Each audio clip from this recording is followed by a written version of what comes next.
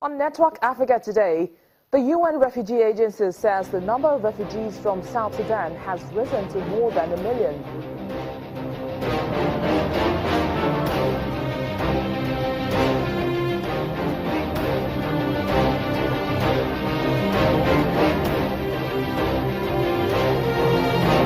Then the Nigerian government plans to inject additional 350 billion naira into the economy.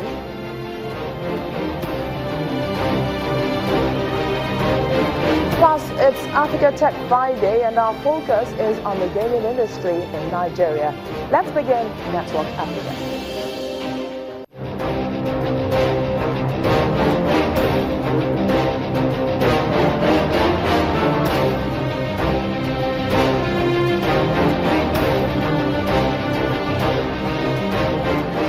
Hello everyone, I am Bisi Adebayo. More than 1 million people have fled South Sudan since the country has been engrossed in a civil war even after its independence from Sudan in 2011.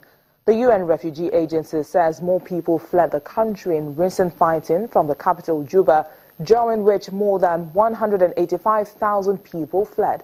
Now it's catering to at least 1.6 billion people, 20% of whom have been homeless since December 2013. South Sudanese refugees are scattered across at least 5 African countries, top of which is Uganda, which plays host to more than 373,000 of them. Next is Ethiopia, Sudan, Kenya, and the Democratic Republic of Congo. The fallout between South Sudan's President Salva Kiir and former President Riek Machar led to the civil war, which began in 2013. Well, both are the most powerful members of their respective Dinka and Noa ethnic groups. The UN is currently considering the deployment of a 4,000-strong regional protection force from Juba with a robust mandate than the team already there. Meanwhile, members of the United Nations Commission on Human Rights in South Sudan have been drawing attention to the lack of accountability in the country, which has led to human rights violations and abuses. Set up early this year, the Commission is charged with looking into gang rapes, destruction of villages and attacks on civilians that may constitute war crimes. The team visited protection civilian sites in Malakal and Bentiu and met with political and community leaders, refugees, internally displaced people, and humanitarian workers on the ground. The Commission is also scheduled to meet with senior government officials, police, judicial officers, and military officials.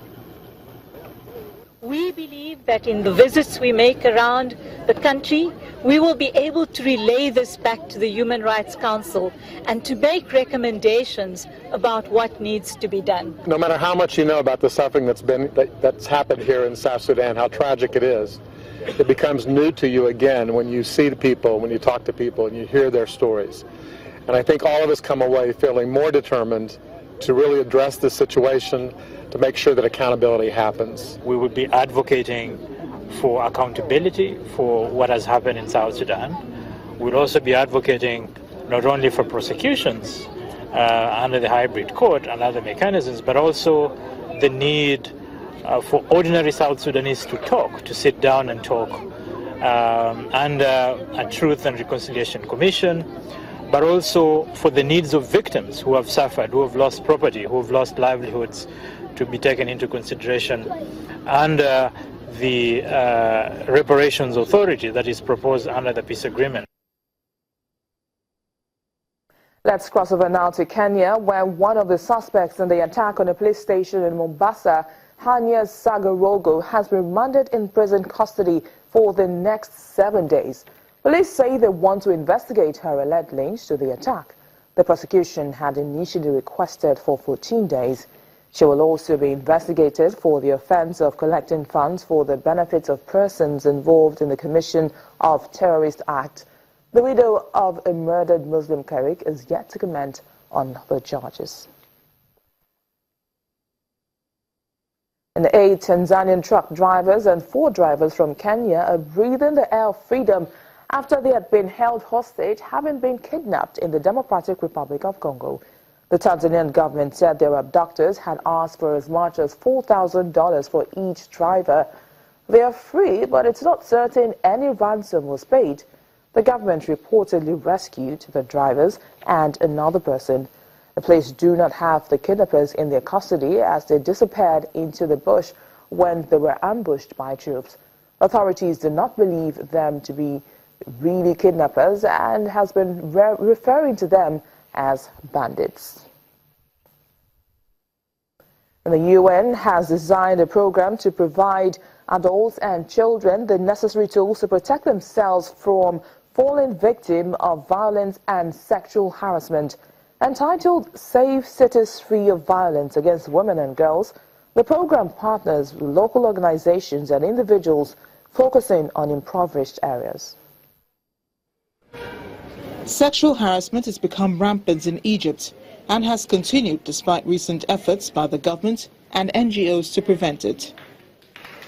Mohammed Abdul Karim drives an auto rickshaw and participated in the program. He believes he's come away from it with a changed attitude. Honestly, the project is good, and many young people have tried to benefit from it. For example, I used to do drugs, and I quit, and I started playing sports. I didn't play sports before. Another example is that when you'd meet a girl in the street, you might harass her because she's wearing tight clothes, etc., even if she's from a good family. There are girls with us in this project, and you deal with them so you get used to it. And now, when you see a girl in the street, you don't harass her like you would have before. The program, he says, has also helped him perform better on his job. Now he speaks calmly with clients without getting angry.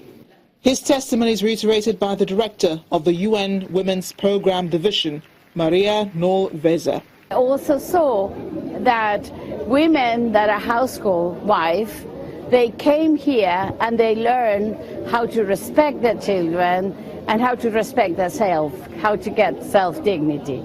So it's not only a project to stop the bad comportment, the bad things that happen, like the harassment, but also to encourage women to be better. The program also focuses on children, using singing, painting and games to teach about sexual harassment. The organizers hope the program will eventually be extended to other cities in Egypt, as Safe Cities is already active in more than 20 countries around the world. Well, back here in Nigeria, the Nigerian government says it's planning to inject an additional 350 billion naira into the economy. The government says it will be raising $1 billion from Eurobonds by mid-December to help ease the recession. This was revealed by the Minister of Finance, Mrs. Kemi Adeosun, to journalists in Abuja. She also said, in addition to the initial 420 billion naira released in May, the fund is primarily for capital expenditure. We are raising money. As you know, the Eurobond capital raise is on. We're about to appoint our advisor, so we'll be raising an additional $1 billion. 2 weeks ago, we approved the external borrowing plan. That was very important because if you remember when we said we would borrow, we said we would borrow the cheapest money first.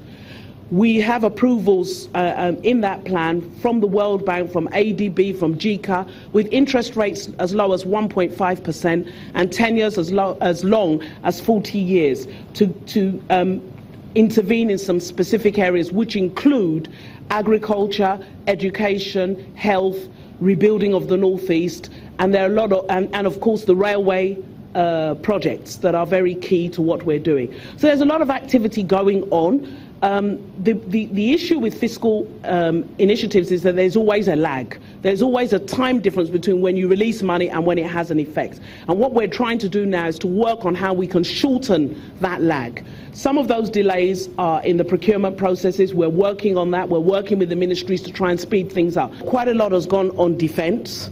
Because we needed to rebuild and retool the capability of our army, particularly to continue with the efforts in the Northeast.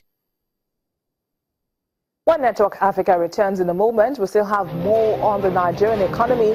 Plus, Africa Tech looks at the gaming industry in Nigeria. Do stay with us.